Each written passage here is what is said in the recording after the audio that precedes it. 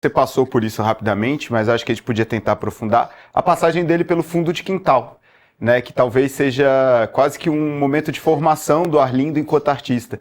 Queria que você relembrasse um pouco sobre esse momento e também falasse, né, que o Fundo de Quintal é um grupo que a gente pode falar de resistência. Ele segue até hoje aí, com diversas formações, vai se alternando, vão mudando os nomes. Com certeza não dá para falar de Arlindo Cruz sem falar do fundo de quintal, tá? O fundo, eu acho que muito do que o Arlindo ele é, né? Ele sempre vai ser.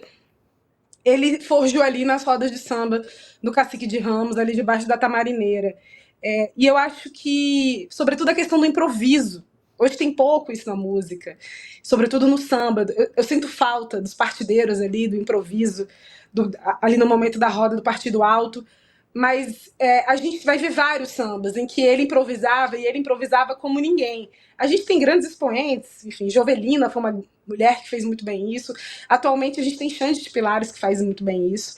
Mas o Arlindo, ele conseguia traduzir muito bem o que ele vivia, a rua. Pronto, tem um samba clássico, assim, que eu acho que é a cara da vivência dele no fundo de quintal, que é o Bagaço da Laranja, que ele fez junto com o Zeca. Então eles contam, né, que eles, enfim, foram chamados lá para uma feijoada, um churrasco, enfim, acho que era uma feijoada. Chegou lá, né, só tinha o Bagaço da Laranja, e eles foram fazendo na van. Eles foram fazendo a música na van, enquanto eles lembravam o que tinha acontecido. Então, essa sagacidade, essa sensibilidade, óbvio que tem muito dele. Se ele não fosse essa pessoa tão talentosa, não teria tanta música. Mas, sem dúvida, tá do lado de outros bambas, como o Fundo de Quintal teve, né? Foi citado aí Almig Neto, que eu não falei, mas Almig Neto também, né? Eu tinha citado só a questão do banjo, mas o Almig Neto depois saiu e continuou a carreira, e foi outra figura também muito importante na história do samba, na história do Fundo de Quintal. Então tá ali do lado desses caras, assim, só gente bamba, só gente boa, sem dúvida, ajudou e muito a dar um gás nesse talento incrível, nato, que o Arlindo tinha. A gente trouxe então a informação até mais cedo que ele tem 550 músicas gravadas por outras pessoas. Não é falando só da carreira dele, é falando por outras pessoas. Você imagina o quanto de composição para que 550 seja o número de músicas gravadas por outros. Então, é realmente assim, a palavra legado é até pouca, eu acho, para definir essa carreira do Arlindo Cruz. E eu vou trazer aqui também o presidente da Câmara dos Deputados, o deputado Hugo Mota. Ele se manifestou por meio da rede social X, trazendo aí uma mensagem para o Arlindo Cruz. Disse o seguinte, o Hugo Mota: o sambista Arlindo Cruz partiu, mas deixou um imenso legado para a cultura brasileira. Um dos maiores nomes do samba, encantou e animou o Brasil por décadas. Deixo aqui toda a minha solidariedade à família, aos amigos e aos fãs. Que Deus os conforte neste momento de dor. Tá aí as palavras de Hugo Mota, presidente da Câmara dos Deputados. Eu vou chamar uma matéria aqui, Maíra. A Fábia estava com a gente e ela publicou uma matéria falando um pouco como tinham sido os últimos dias do Arlindo Cruz.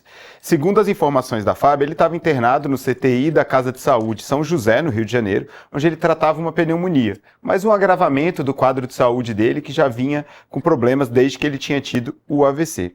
Conforme a coluna da Fábio noticiou, o sambista também teve uma parada cardíaca de 15 minutos, 2 semanas antes da morte ser anunciada.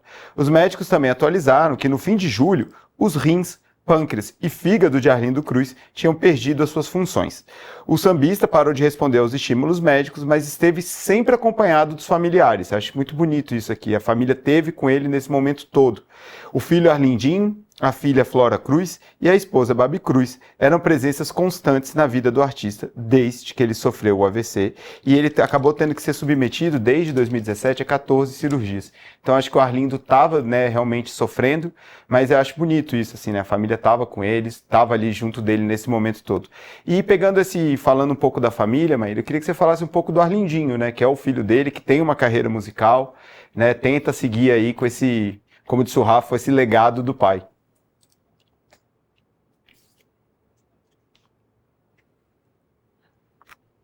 Pessoal, a gente perdeu a Maíra? Pessoal da técnica... Não, tô aqui. Ah, ótimo. Perfeito. Você conseguiu ouvir minha pergunta, Maíra?